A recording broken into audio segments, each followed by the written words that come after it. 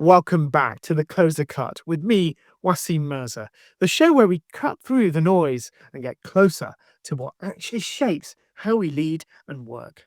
Well, today I'm joined by Jennifer Bryan, a RADA-trained actress, an author, and change leadership specialist who's brought her own superpower, emotional intelligence, right into the boardroom. Jennifer Bryan, welcome to The Closer Cut. Now, you've worked across so many different organizations, some of the biggest household names that people will have come across. What's the single biggest misconception that you think leaders still hold about change? The biggest elements that leaders hold is they don't understand the impact of their own behaviors on others, on their teams, on their employees, on their clients, and how that manifests itself in the workplace. If a leader is not demonstrating or role modeling the behaviors that they want others to do, then one of two things happens. Either then others decide across the board that they don't need to do it and therefore it doesn't get done, or employees feel they've got to do it, but other senior leaders don't feel they have to. And then you create an us and them. So the impact that leaders have is huge. And role modeling those behaviors is really critical across the board. Why do you think that misconception is so prevalent? I think it is really prevalent because we're not really taught that in business school. And most leaders have gone to business school in some way, shape, or form. And within organizations, the emotional side of change is something that is taught in the social sciences, in English and drama, but not in the business school. Instead, that's kind of left out. And as a result, we don't realize the impact that that has. And coming from a creative industry, I understand exactly that. And hence, that's a bit of my superpower, because when I was an actress and dancer, one of the things I had to do was to emulate other people. And in order to emulate, I would have to go and people watch in a cafe or wherever I was.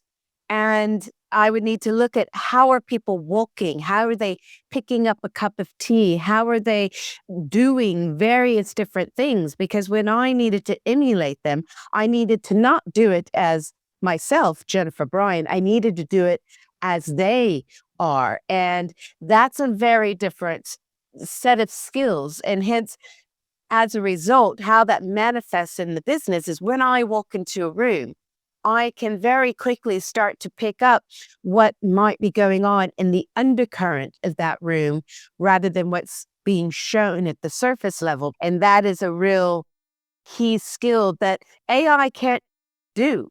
It can't pick that kind of information up. It can analyze contracts and information till the cows come home, but it cannot stay and hold a board together when they are completely divided. Now, Jennifer, you often say that the biggest barrier to successful transformation isn't the strategy, it's how people experience it. Can you just unpack that for us? What we experience, how we actually experience the different things that are going on with us is driven by our emotions. So it's a very simple equation, really, as to how this comes to play. Our emotions actually drive our behaviors, which makes complete logical sense. And then as a result of that, our behaviors, our performance. So therefore, our emotions drive performance. How we feel very much determines how we do things. And so what I say to leaders is, if you are not engaged with the emotion of your workplace, then you are not engaged with the performance of your workplace, because they are completely and utterly linked. How does it actually look and feel when leaders ignore the emotional reality of change, if you will? One of three things happens. And I talk to leaders about this all the time, because a lot of leaders feel that emotion is fluff. It's not something they need to focus on. the reality is when you're not engaged with that emotion and what is going on within your workplace, I can guarantee you one of three things is going to happen. Either one, you're going to end up spending more money. So Nike, for example, had to spend an extra $100 million on an ERP upgrade. I mean, really? An upgrade on ERP? That's not challenging. Two, you will lose a lot of money. Like Dyson did. They lost 500 million pounds on an electric cars project. Mr. Dyson lost 50 million of his own money. And that is a lot of what organizations are having to deal with. So either you're going to spend more money, you're going to lose money, or the final thing is you're going to go bankrupt, because there were 72% more corporate bankruptcies in 2023. So if you don't want to engage with the emotion side of your workplace, more power to you. But I can promise you, one of those three things are going to happen. And it's such an important topic that you put pen to paper in a book titled The Emotional Side of Organizational Change. Yes, exactly that. Because I think it is really critical for leaders to understand the importance of emotion and what that does in the workplace. Prior to 2008, we used to talk all the time about emotional intelligence of our leaders. And we were always looking to develop the emotional intelligence. But since 2008, we have stopped a lot of those conversations. And as a result, we've put our heads down and trying to just keep the wheels on the bus. But the big question I have for leaders now is there still a bus? Because when we tap into the emotions, we do some incredible things within the workplace. First of all, we can increase employee satisfaction. I was working on a project with a technology organization. When we did the statistics on that, we increased the satisfaction of that team by 134%. But you don't have to take my word for it. You can take the word of the European Leadership Council to talk about how using a very people-centric, emotional-centric approach reduces employee anger within an organization from 24% to 5%. Anxiety levels drop from 51% to 29%. Not just that, hopefulness and pride increases within the workplace. And that's really quite significant. I mean, when was the last time people felt hopeful and proud in the workplace?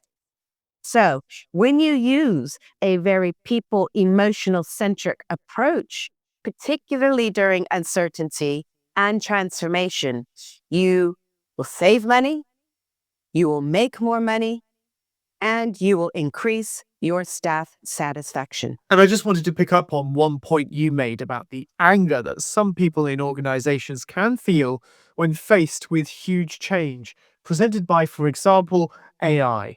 Now, in terms of feeling threatened by AI replacing their jobs, anger and job anxiety can all escalate, can't it? Oh, completely, without trying very hard. I mean, and it is a real, it really taps into the emotions, because we know AI is one of our biggest disruptors that is going on. We know there will be a lot of jobs that don't exist. There are a lot of jobs that already don't exist as a result of AI. But we also know there will be a lot of jobs that are created because of it. And the level of fear is just incredible. There was a project I was working on, and actually I was working as a consultant to Microsoft at the time, but it's one of their big clients.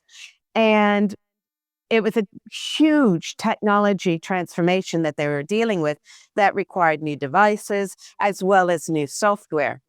And when I was brought in, the client actually said that there was a fear of technology. So they wanted to do a little pilot with a group of friendlies to see how they were going to need to develop things for the rest of their colleagues. And they said, these people are really technically savvy.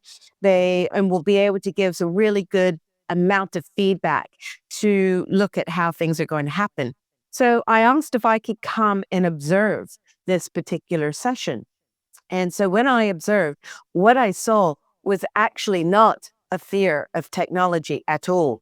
It was a phobia of technology, because when I saw people, they were chatting quite happily as they were coming into the room. And as soon as they saw what was on the tables, suddenly silence occurred in the room, and people were scared to press the on button, much less do any further engagement. And I knew then we were going to have to do a very different approach to this. And all the amount of comms and training wasn't going to work if we didn't tackle this phobia of technology.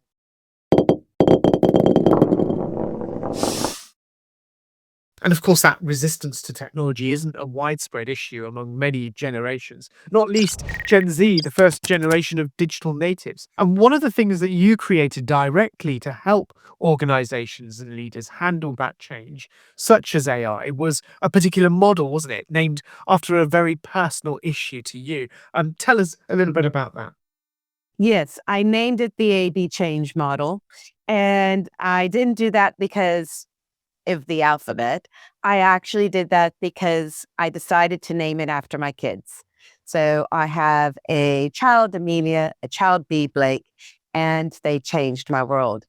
And so it's a very personal name, because I think when it comes to leading people, it is personal. When you're trying to work with individuals and yourself, it is a personal nature. It's not just something we do. We're not trying to just manage people. We're trying to build relationships and work with people. We don't like to be worked at.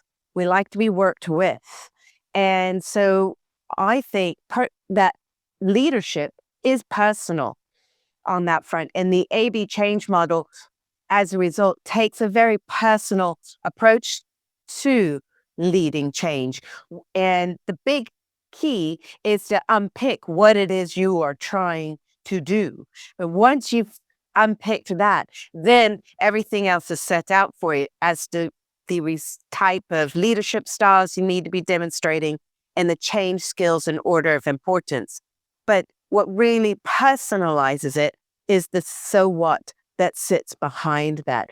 What does it mean to you to be this kind of leader, to use these skills, to use this particular style? Because that will be different for everybody. And when we look towards the future, or perhaps with a lens on the past as well, looking at science fiction, there's a particular quote that comes to mind about the future of work. And it came directly from the character Captain Jean-Luc Picard of Star Trek The Next Generation, and of course, the famous films that followed. What do you think about Star Trek's espousal of the way in which we take work for granted in the future? It's not just about working for money, is it? But something much more. Do you think we're heading in that direction in the long term? I think eventually we are. I do. I don't, since 1926, and actually since before that, what's considered work's been very transactional. You do this amount of hours, that equates to this amount of money. Not necessarily what it is that you've achieved, but now with AI, we've got to shift that. Andrew Barnes talked about a 4-day work week, and there's a lot of experimentation that happened with that prior to the pandemic. There's not as much that has been happening, I don't think, since then, but I think actually in many ways, that's a bit outdated. I think we're going to be going to a 3-day work week, and it's going to be much more around not just our outputs and our outcomes in regards to where we're going. It's about the value that we bring. It's the relationships that we build and how we are able to interact. It's not just the decisions that we're making, but the personal elements behind those decisions. Leaders are going to not just be decision makers. They're going to have a higher responsibility in regards to being experience makers. I have to say, I never thought I'd ever be discussing the so-called Star Trek economic model when it comes to the future of work. But here we are. Fascinating insights there. Looking across all of the organizations you've been supporting, what separates the change programs that stick from those that just seem to quietly fade away after the launch party? That is down to a couple of things. One, going back to what we've talked about earlier in regards to that leadership role modeling, that's got to continue. You need to reinforce the messages in what's happening because we are creatures of habits. And, if we will try something new, but we won't necessarily stick with that. We'll go back to where we've always done things if we don't feel that's something we have to continue or should continue in whatever way, because we are creatures of habit. So we need to reinforce those messages. We need to actually reinforce the role modeling, keep that going, keep the messages going, keep the training going, everything that we've put in place to actually enable the change to happen, whatever that change is. We have to keep reinforcing. Jennifer, just one closing thought in a couple of words. What would you say to someone who feels stuck in the middle of their own messy transformation right now? Perhaps they need a bit of advice on how to improve, how they lead people through continuous change all around them. What would it be? A practical habit, maybe? The biggest key advice I could give anybody, and anybody can do it, is go and be people curious. Put the devices down, walk around the space, go and ask questions. Say, how are things going? But genuinely ask. Don't just do it because it sounded nice. You've got to be really genuine and authentic with those questions. They're all very linked, and our emotions will drive how we think and how we actually interact. So go and get people curious. Go and people watch in your cafe, people watch in your workplace, on the train, on the bus, wherever you are. Don't just doom scroll when you're sitting there waiting for XYZ.